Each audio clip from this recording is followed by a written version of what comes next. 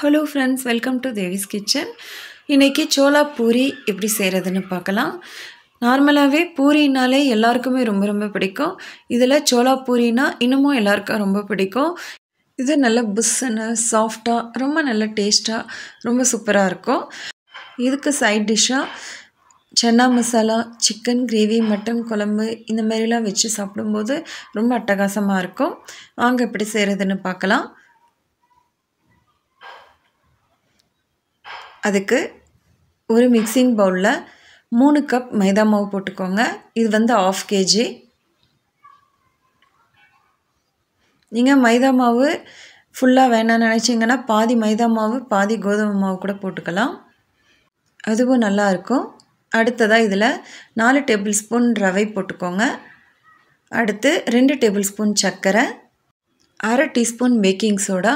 இது வந்து உங்களுக்கு சோடா வேணாம்னு நினச்சிங்கன்னா ஸ்கிப் பண்ணிடலாம். அடுத்து தேவையான அளவுக்கு உப்பு போட்டுக்கலாம். இப்போ இதில் அடுத்ததாக 2 டேபிள் ஸ்பூன் எண்ணெய் போட்டுக்கோங்க. அடுத்ததாக 1/2 கப் தயிர், நல்ல கெட்டியாக இருக்கிற தயிராக எடுத்துக்கோங்க. 1/2 கப்புனா இது 8 டேபிள் ஸ்பூன் அளவுக்கு இருக்கும். இப்போ இதையும் போட்டுக்கலாம். இப்போ இதெல்லாம் ஒரு வாட்டி நல்லா கலந்து விட்டுக்கோங்க. ஒரு வாட்டி எல்லாம் நல்லா மிக்ஸ் பண்ணதுக்கப்புறமா இதில் கொஞ்சம் கொஞ்சமாக தண்ணி விட்டு நம்ம பூரிக்கு மாவு பிசைஞ்சிக்கலாம். மாவு வந்து சப்பாத்தி மாவு அளவுக்கு நல்லா டைட்டாக பிசையாமல் கொஞ்சம் சாஃப்டாகவே பிசைஞ்சிக்கோங்க. அப்போ தான் நம்மளுக்கு பூரி நல்லா புஷ்ஷுன்னு வரும். தண்ணி எந்த அளவுக்கு வேணுமோ அந்தளவுக்கு பார்த்து ஊற்றி பிசைஞ்சிக்கோங்க. இப்போ நம்மளுக்கு பார்க்குறதுக்கு மாவு கையில் நல்லா ஒட்டிகிட்ருக்கிற மாதிரி இருக்கும். ஆனால் 7லேருந்து 8 நிமிஷம் நல்லா பிசையும் போது மாவு கையில் கொஞ்சம் கூட ஒட்டாமல் நல்லா சாஃப்டாக வரும். இப்போ இதை மூடி வச்சிடலாம். 2 மணி நேரம் நல்லா ஊறிட்டுருக்கட்டும். அப்போ தான் நம்மளுக்கு பூரி நல்லா வரும். இப்போ இருக்கட்டும். இப்போ பாருங்கள் 2 மணி நேரம் ஆயிருக்கு. இப்போ நம்ம பூரி போட ஆரம்பிச்சிடலாம். பாருங்கள் மாவு நல்லா சாஃப்டாக நல்லா இருக்குது. இப்போ இதில் இருந்து ஒரு சின்ன உருண்டை எடுத்து நம்ம பிரிக்க ஆரம்பிச்சிடலாம். பூரி உங்களுக்கு எந்த சைஸில் வேணுமோ அந்த சைஸ்க்கு நீங்கள் மாவு எடுத்துகிட்டு உருண்டை பண்ணி வச்சுக்கோங்க.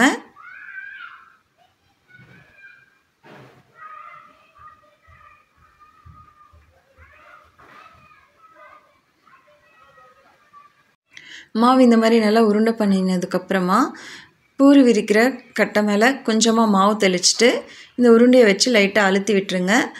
வேணும்னா மேலே லைட்டாக கொஞ்சமாக மாவு தெளிச்சிட்டு நம்ம விரிக்க ஆரம்பிச்சிடலாம். மாவு தெளிக்காமல் அப்படியே எண்ணெய் தொட்டு கூட நம்ம விரிக்கலாம். ஆனால் அது அந்தளவுக்கு நம்மளுக்கு மெலிசாக வராது, ஷேப் கூட அந்தளவுக்கு ரவுண்டாக வராது. சப்பாத்திக்கு மாவு நம்ம தொட்டு விரிக்கிற அளவுக்கு நிறைய மாவு போடாமல் கொஞ்சமாக மாவு தெளித்து இந்த மாதிரி விரிச்சுக்கோங்க. அப்போ நம்மளுக்கு ரவுண்டு ஷேப்பில் கரெக்டாக வந்துடும். பூரிக்கு ரொம்ப மெலிசாகவும் விரிக்கக்கூடாது, அதுக்குன்னு ரொம்ப தப்பமாகவும் விரிக்காதீங்க. கொஞ்சம் தப்பமாக இருக்கிற மாதிரி பார்த்துக்கோங்க. அப்போ தான் பூரி நல்லா புஷ்ஷுன்னு உப்பி வரும். இப்போ எண்ணெய் நல்லா கடாயில் காஞ்சதுக்கப்புறமா நம்ம விரித்த பூரி அதில் போட்டு எடுத்துடலாம். இப்போ பாருங்கள் எண்ணெயில் போட்ட உடனே நல்லா புஷ்ஷுன்னு பூரி நல்லா உப்பி வருது.